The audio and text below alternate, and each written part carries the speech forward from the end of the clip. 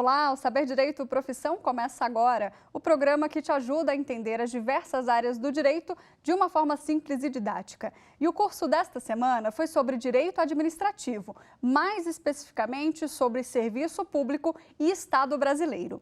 Quem esteve conosco foi o professor Helder Saraiva, que hoje está aqui nos estúdios do Saber Direito Profissão, para a gente bater um papo, conhecer um pouquinho mais da sua história. Tudo bem, professor? Tudo bem. Prazer Seja te muito conhecer bem-vindo. e estar aqui no programa. Prazer todo meu. Professor, vamos falar um pouquinho aqui, rapidamente, sobre essa semana que foi intensa, foram 5 aulas, né? Um intensivão aí para os alunos. Fala um pouquinho sobre o tema desse curso, né? Serviço Público e Estado Brasileiro. É voltado para quem esse curso? Mariana, quando nós vamos estudar aquelas pessoas que estão interessadas em concursos públicos, ou mesmo aqueles que advogam, ou aqueles que trabalham em apoio de magistrados, atualmente existe uma verdadeira nebulosidade sobre serviços públicos. Porque quando se fala em direito administrativo, existem as matérias que nós chamamos, né, matérias matrizes, como, por exemplo, Lei 8.112, regime jurídico, ou o próprio Estatuto das Licitações, ou quando se fala, por exemplo, nos princípios, que são tão comentados. Mas o serviço público nada mais é do que a entrega da junção de todos esses valores ao cidadão, né? É o que a gente pode dizer que é colocar a mão na massa. Perfeito. Só que tem horas que, por exemplo, um cidadão ele tem um carro que é furtado e ele faz a ocorrência, só que no outro ano chega as multas daquele carro e a cobrança do DPVAT. E aí? E aí, o que acontece? Isso é uma questão de serviços públicos. E a pessoa corre ao órgão, e estou colocando situação hipotética, e o órgão não sabe se comportar, porque ele entende que aquilo é uma ação em relação à Polícia Civil. E muitas vezes ele procura o advogado, e o advogado não sabe questionar se é pela vara da Fazenda Pública ou se é numa outra esfera. Eu imagino que isso aconteça mesmo, né, Sim, professor? Esse exemplo é hipotético, mas hipotético, ele é muito real. ele é muito real. Então, nós temos que, e se a gente fala do DPVAT, por exemplo, é uma instituição privada, como tem vários entendimentos, ou foram debates recentes no Supremo. Então, a nossa dinâmica foi primeiro fazer entender os nossos colegas, né? Porque o professor nada mais é um estudante que escolheu um único caminho, né? Entender o que realmente é o serviço público, qual é o conceito de serviço público. Porque existe o serviço público no sentido genérico, que é a entrega de todos os poderes. Isso aqui é serviço público no sentido literal, porque traz informação à sociedade. E o serviço público no sentido técnico, que é atender às necessidades sociais. São aqueles que são as essências básicas da sociedade. Proteção do coronavírus é serviço público em sua essência, é saúde. Então agora não adianta só ter o trabalho da Secretaria de Saúde, tem que ter o da Polícia Federal na questão com relação às aduaneiras, tem que ter a ação com relação à Polícia Rodoviária, tem que ter a ação com relação ao IBAMA pelos animais, da zoonose, então, ou com relação à fiscalização. Então é um conjunto, e isso é entender serviços públicos. Dentro disso daí, nós também falamos sobre a questão quando a administração tem que ter serviço para si e quando a administração tem a faculdade de passar esse serviço para o setor privado, através das concessões, das permissões, das autorizações. Nós percebemos que tem grupos da sociedade que refutam que o serviço público possa ser desenvolvido pelo setor privado. Aí nós temos o conceito com relação à privatização de serviços públicos, a redução ao Estado mínimo. Tem pessoas que entendem que o Estado enfraquece, tem pessoas que entendem que o Estado vai ser desonerado. Então, a melhor forma de se conscientizar é entender aquilo que é essencial ou não essencial para o Estado, ou são os instrumentos. Então, a nossa segunda fase foi entender primeiro qual é o instituto e quais são as formas de documentação. E existe também uma dificuldade, por exemplo, se a gente pegar na época do Império, o Rio de Janeiro era iluminado por tochas, né? Por querosene. Então, a empresa que fazia a alimentação de querosene no meio das ruas era o serviço público. Isso não existe mais. Agora, por exemplo, hoje nós temos o Uber. Onde é que o Uber vai se adequar à ideia de serviço público? Então, será que é uma permissão? Será que é uma autorização? Será que é uma concessão? Hoje, há alguns anos atrás, nós falávamos sobre rádio, que é importante, mas hoje você escuta a rádio pelo celular. Mas a primeira coisa que você precisa é de internet. É verdade. E a internet hoje é uma consideração de serviço público. Hoje ele é considerado um serviço público, abre aspas, fecho aspas, não essencial. Ele é importante, mas daqui a alguns anos vai ser indispensável a existência. Então, de acordo à mudança, os serviços públicos, eles vão mudando suas classificações. Vão se adequando, né? Correios, a carta tinha um espírito, hoje ele tem outro. Qual é a posição dos Correios nisso tudo? Então, o nosso dinamismo foi em cima disso daí. Belo resumo aí do curso, lembrando que está tudo online no YouTube, no nosso canal, lá TV Justiça Oficial, para o aluno que quiser rever, né? Tá certo. Vamos falar um pouquinho de você, professor? Fiquei curiosa aí para saber a sua opção pelo direito, a gente já falava aqui nos bastidores, teve uma influência aí da família? Sim, teve influência. Eu já nasci, né, num conjunto, né, numa família que trabalha com direito. Meu pai é advogado, né? Já tem aí 30 anos de carreira de operação de direito, trabalhava numa estrutura pública, né, numa sociedade de economia mista, e eu terminei crescendo no meio do fórum. Mas teve imposição assim? Não, filho, de vai por forma esse nenhuma. caminho? De forma nenhuma. Ele brincava muito e falava assim, meu filho, vai estudar, senão você vai virar advogado. Mas era assim, tenho irmãos mais velhos que são analistas, né, do Poder Judiciário, né, da Justiça Federal, mas eu sempre tive essa vontade de advogar. A gente não terminou trabalhando na mesma área, né? Meu pai terminou veredando pela advocacia civil, né, e também no penal, mas né, vamos colocar nesse sentido mais da relação privada, e eu terminei estagiando no escritório que trabalha com direito financeiro, direito tributário, e eu comecei pelo direito trabalhista e terminei trabalhando nessas áreas. Quando eu saí desse escritório, no começo da carreira, eu terminei me envolvendo com a docência. E aí desenvolvi várias atividades sempre ligadas a direito público. Professor, você mencionou o estágio e a gente tem uma pergunta do Guilherme. Vamos Ele é lá. estudante de direito. Vamos lá. Está no 6º semestre, tem dúvida aí sobre esse assunto. Uma Vamos curiosidade. lá. Vamos rodar aqui. Professor, o senhor acha que ter experiência em estágios em órgãos públicos ou escritórios permite definir em qual área melhor se dedicar na carreira? Quando estava estagiando, qual local lhe deu o melhor direcionamento profissional? Vamos falar então da importância do estágio, já que você mencionou, professor. Mariana, as pessoas dizem que é sofrido envelhecer, né? Mas o bom de ficar mais adulto, vou dizer assim, é a reflexão que você tem sobre caminhos. Eu vou usar uma frase da seguinte forma: não sei como chegar, mas sei sempre aonde quero ir. Então, a primeira coisa que o Guilherme tem que buscar é saber aonde ele quer chegar. Como é que eu vou melhorar isso aqui para ele? Ele já está no 6º semestre. Claro que as opções, aqui no vídeo, um rapaz novo, ele tem que entender se ele quer desenvolver uma carreira em relação ao serviço público, ou no ministério privado, que é a advocacia. Se a pessoa quer desenvolver uma carreira na advocacia, o lugar dela é nos escritórios de advocacia. Por quê? A percepção dele tem que ser em relação à figura do advogado.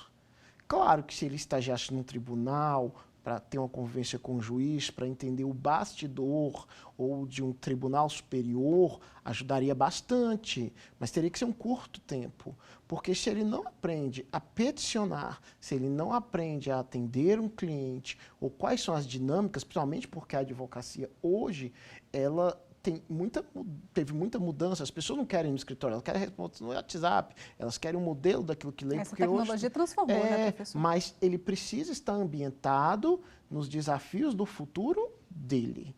Até porque se ele estiver num órgão público, ele vai estar inspirado àquele estudo. Então, ele primeiro tem que definir aonde ele quer chegar. Não existe local melhor. Existe o local que vai lhe propiciar resultados daquilo que você quer encontrar. E o legal é que no 6º semestre ainda dá para experimentar. Ainda dá para fazer, né, uns 2, 3 estágios diferentes até. Sim, eu vou usar aquela frase de coach. Sempre é tempo de começar. Muitas vezes a pessoa... eu já vi muitos alunos que fizeram em órgãos públicos, depois descobriram que queriam advogar. E aí foram buscar prática, passaram na OAB, enfim. E ao contrário, muitos chegaram na advocacia, se decepcionaram e aí foram buscar uma experiência ou será um assessoramento e foram trilhar outros caminhos. Mas nessa fase aí, eu acho que é a melhor, a metade do curso. A segunda pergunta dele é se quando você estava estagiando, se algum local te deu esse direcionamento. Foi o escritório que você citou? Sim, me deram direcionamento e eu tenho muita gratidão a esse escritório. Eu tive ótimos mentores, advogados assim que redigiam muito. Então, eu ainda peguei essa transição para a internet, ainda era tudo muito... Olha que legal, tudo no papel. No papel, eu tinha que ler o DJ, né? Eu tinha que cortar o DJ e colar. Ainda peguei a transferência ainda do online, assim, eu peguei literalmente a divisão. Professor, você sofreu nessa transição? Eu não sofri porque a transição foi lenta, né? Porque os computadores já tinham, né, impressão então a questão de você conviver, mas então a internet, você em vez de ter que ler e recortar, você só selecionar, não tinha parâmetro, você tinha que comprar o livro da jurisprudência, chegava o jornalzinho do Supremo no escritório. Então eu era assinante do jornal. Então, assim, foi tecnicamente lento, né? Assim, eram etapas, a gente não imaginava que chegaria no celular. Então, eu acho que essa fase da transição foi a mais leve. Eu acho que a geração que veio antes da minha, ela sofre mais, porque os advogados hoje, essa geração milênio, ela interage bastante. Assim, a advocacia não admite propaganda, mas a pessoa pode fazer um desabafo ou falar do que viveu aquele dia, e isso interage muito com as pessoas. Isso aproxima, né, professor? Aproxima. Os alunos gostam do estudante, do cliente. É a humanização. É a humanização. Mas eu creio que, antes de mais nada, voltando à questão do Guilherme, ele precisa focar em cima daquilo que ele quer buscar o resultado. E falando do escritório, o escritório me deu ótima oportunidade. As pessoas sempre têm aquela questão de falar que o estagiário só tira cópia ou aquela coisa, mas o estagiário, o tratamento dele vai ser muito ligado a ele fazer mais do que pedem a ele. Da proatividade. Da proatividade. O estagiário, muitas vezes, ou qualquer pessoa, ela quer chegar e esperar o tempo passar. Só que a gente muitas vezes entende isso depois que já fica um pouquinho mais adulto. Mas isso aí normalmente o estagiário reflete o aluno que ele foi no 2º grau. Fica a reflexão aí. Fica a reflexão aí. Vamos fazer uma pausa, professor? Vamos. Saber Direito e Profissão vai para o intervalo. Já já a gente volta para falar sobre mercado de trabalho. Não saia daí.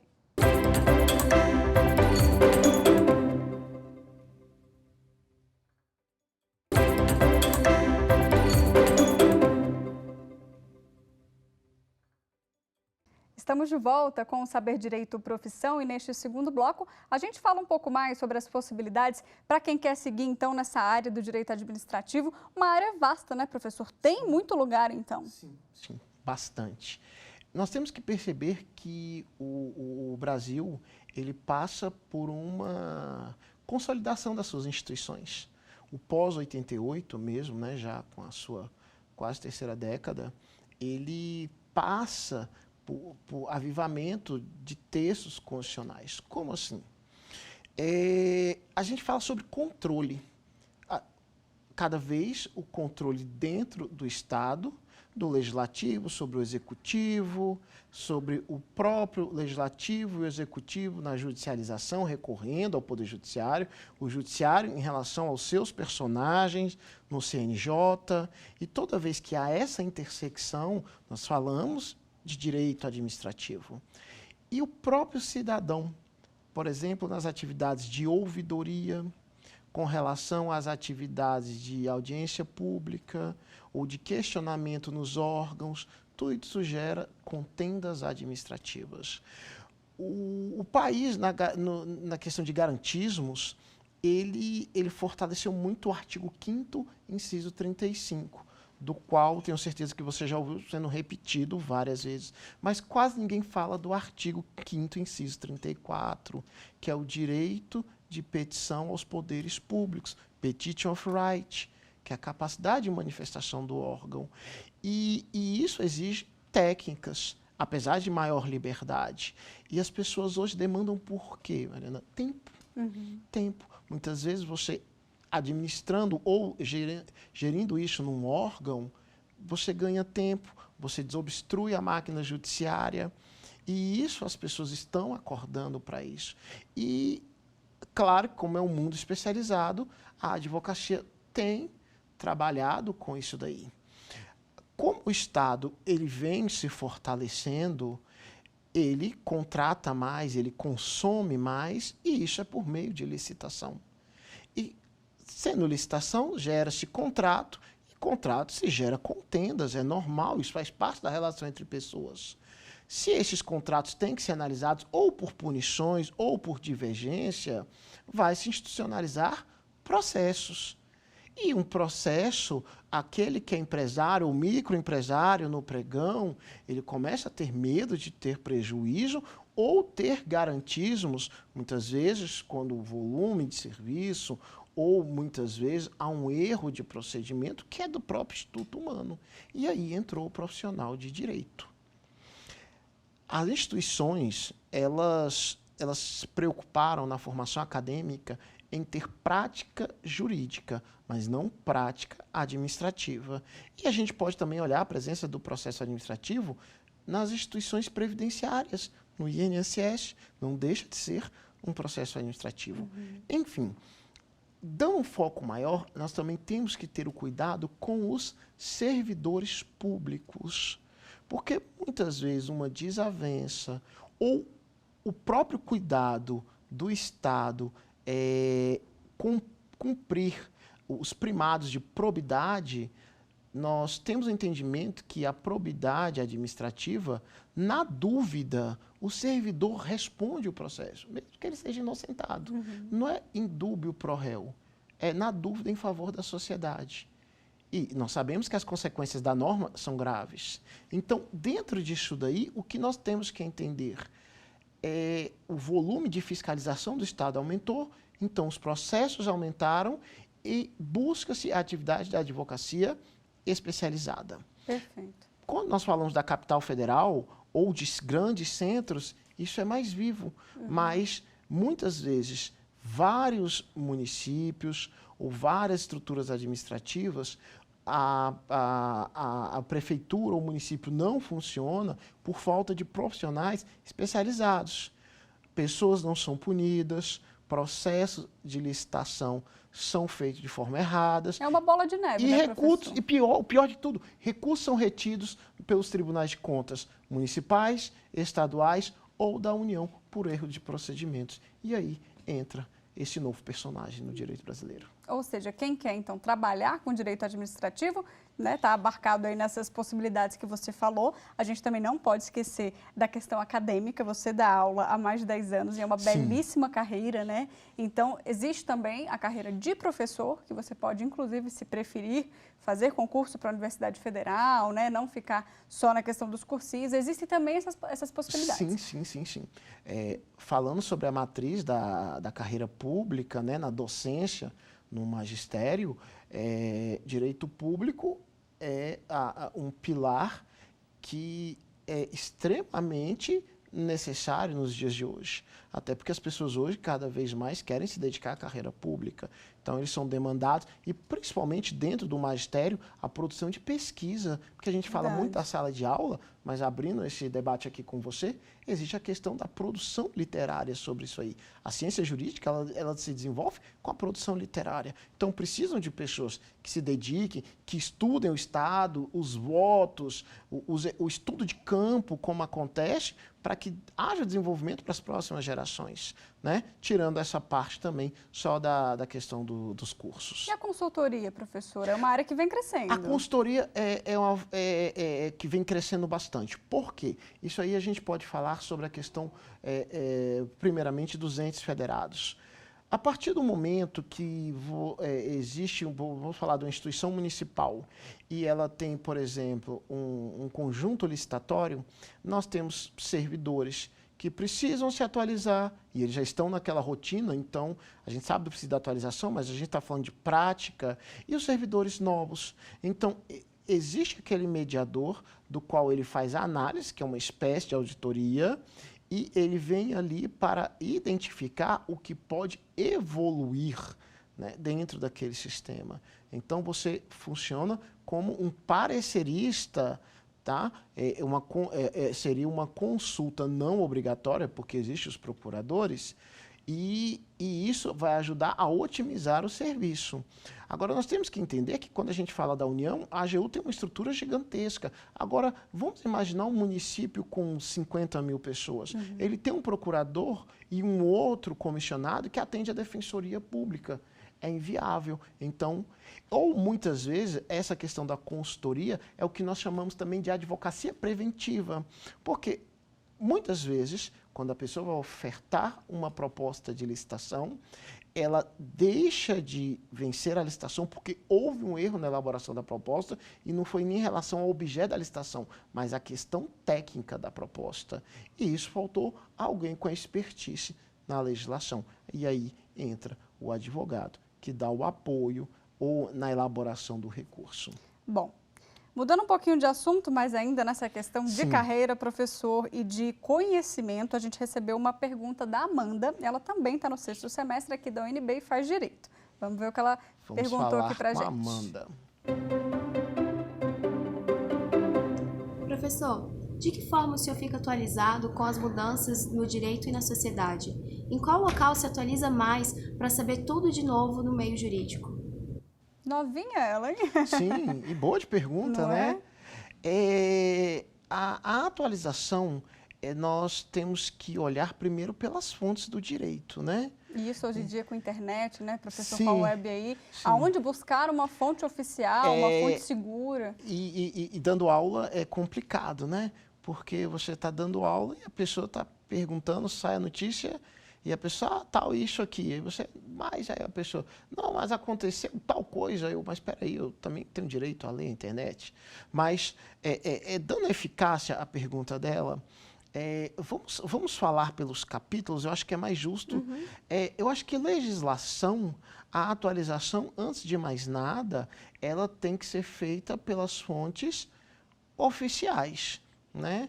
Eu acho que planalto.gov, usando a citação, os sites, o compilado de legislação, tanto do Supremo como da Câmara, né? O dos diversos tribunais, esses que dão confiabilidade à questão normativa, tá certo? Tanto que, claro que, se eu estou falando do planalto.gov, ele é uma estrutura de legislação, mas as páginas desses determinados órgãos, eles noticiam a atualização da legislação em relação ao seu viés, né?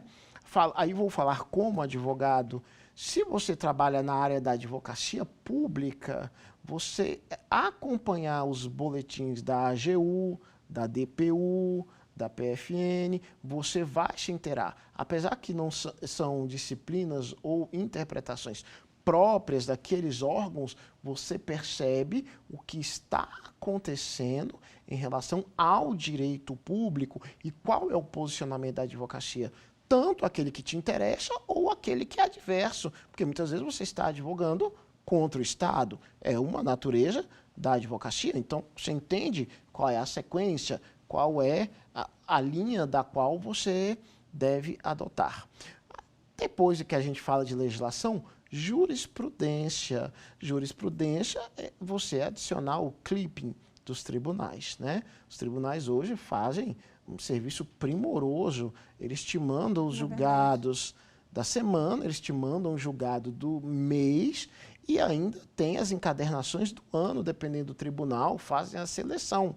Existem também hoje vários cursos, vários professores que vendem livros digitais e fazem páginas de acompanhamento.